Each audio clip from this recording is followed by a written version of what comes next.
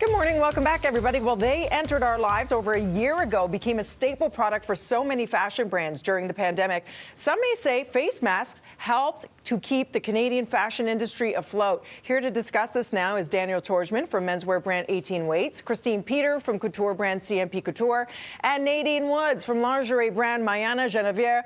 Good morning, everybody. How are you?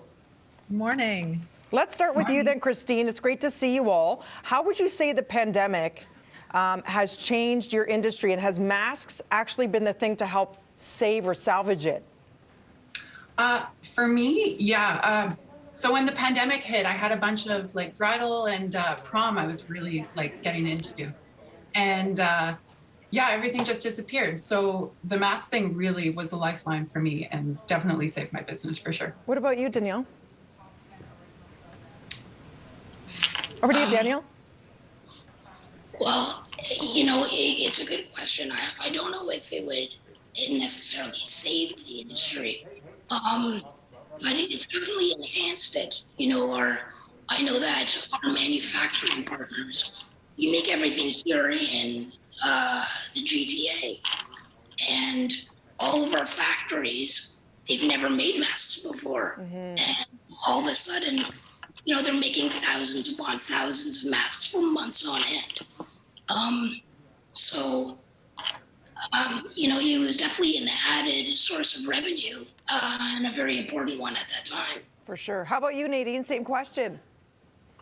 Yeah, I think for us, it definitely did. And also for a lot of our peers, we produce here, we have our own factory, and it was a big change for us. A lot of people weren't really into purchasing bras during the pandemic, and underwear was more of a thing, but the masks kept our doors open, they kept people employed. So I definitely think for people who produce locally, it did make a difference. And I know, Christine, you turned to Etsy, as many people do. Did you find that helped you, or was the market just flooded? The market's a little flooded, but it brought a really interesting and diverse set of customers that I probably wouldn't have been able to reach on my own. So lots of global shipments heading out. And I'm curious too then, in terms of pivoting from lingerie to masks, did that help you? Were people, you think some people were maybe looking for more lingerie because they're at home more? Or how did your consumer base change then?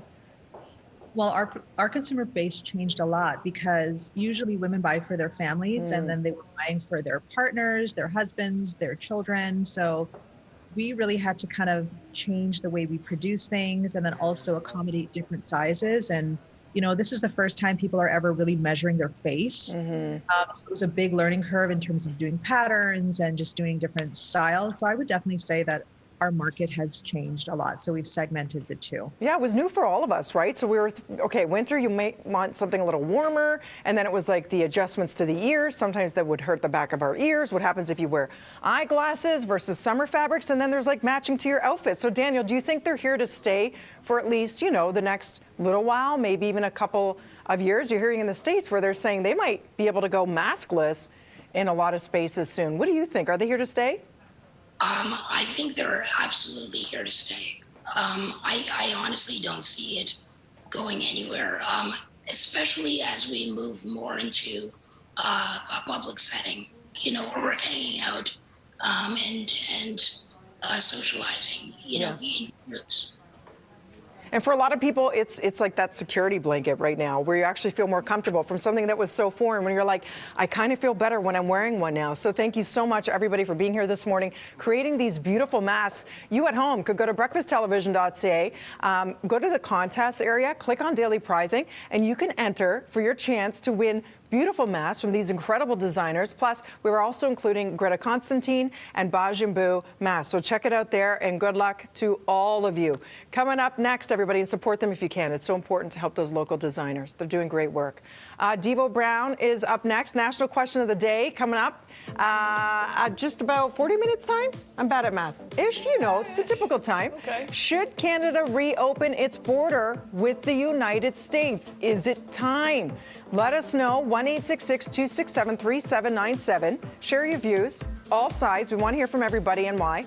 You can write us, feedback@breakfasttelevision.ca, or tweet at us at Breakfast TV. Is it time to open our borders with our friends to the south? Let us know, everybody. We love talking to you. More BT right after this. Diva talks to Connor Price right after this. Rap Star.